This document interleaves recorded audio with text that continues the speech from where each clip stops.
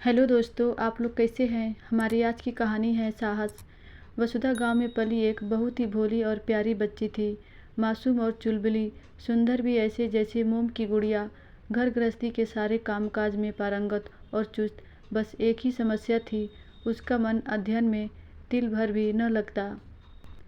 उसे तो आस पड़ोस की चाची, ताई, भाभी और बहनें से गप्पे लड़ाने, अचार, बड़ी, पापड़, मिठाई और भी न जाने क्या क्या बनाने में, इस सब में ही मस्त रहना अच्छा लगता।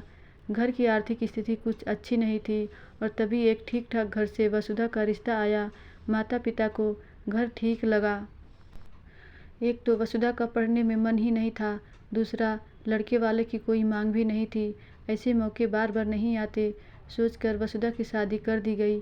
वसुधा तो जैसे सपनों में जी रही थी। इतनी हसीन जिंदगी इतनी सहजता से मिल जाएगी, उसे तो सब स्वप्न सरीखा ही लग रहा था। लेकिन सपने कब अपने होते हैं। विवाह के 6 माह ही बीते थे कि वसुधा के पति रोहन का एक्सीडेंट हो गया और वह कोमा में चला गया। दिन, सप्ताह, महीने और साल बीत गए, किंतु रोहन के स्वास्थ्य पर कोई सुधार नहीं। वसुधा के जीवन को जैसे ग्रहण लग गया। इसी दौरान वसुधा के ससुर जी का भी देहांत हो गया। अब वसुधा बिल्कुल ही बेसहारा हो गई। मायके से कई बार वसुधा को समझाने की कोशिश की गई कि दूसरा विवाह कर ले। सास भी उसे समझाकर थक गई कि जिंदगी को दोबारा शुरू करे। अब बुढ़ापे में जीवन का कुछ ठिकाना नहीं कि टिमटिमाती लौ कब बुझ जाए। लेकिन वसुधा तो रात दिन रोहन की सेवा करती और उसके स्वास्थ्य के लिए कामना करती, और अकेली सास की चिंता भी उसे सताती थी। लेकिन अब घर में कमाने वाला कोई नहीं था और वसुधा अधिक पढ़ी लिखी नहीं थी। कोई 2-4 हजार की नौकरी मिल भी जाती तो उससे गुजर न हो पाती।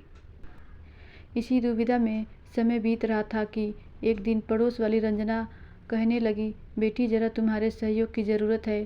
कहिए आंटी, क्या बात है। वसुधा ने हैरत भरे अंदाज में पूछा। मैं और तुम्हारे अंकल इतने बड़े घर की साफ सफाई भी नहीं कर पाते और बच्चे तो एक बार विदेश चले गए तो कहाँ वापस आते हैं। तो हमने घर के खाली हिस्से में पढ़ने वाले बच्चों को रखा है, लेकिन उन बच्चों को टिफ़िन फैसिलिटी चाहिए।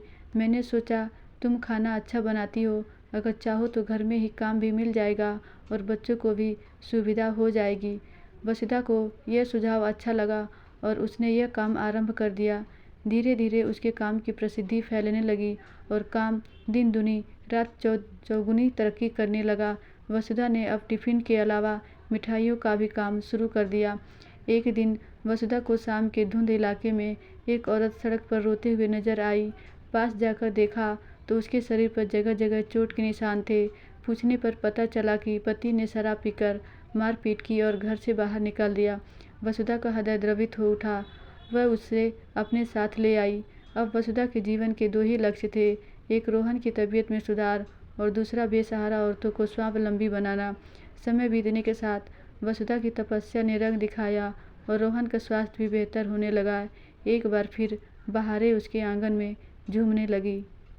उसने अनेक महिलाओं को भी स्वावलंबी जीवन की राह दिखाई और उन्हें भी सिखाया कि हौसला बनाए रखिए, हमारी मेहनत के बूते बहारें लौट आएंगी।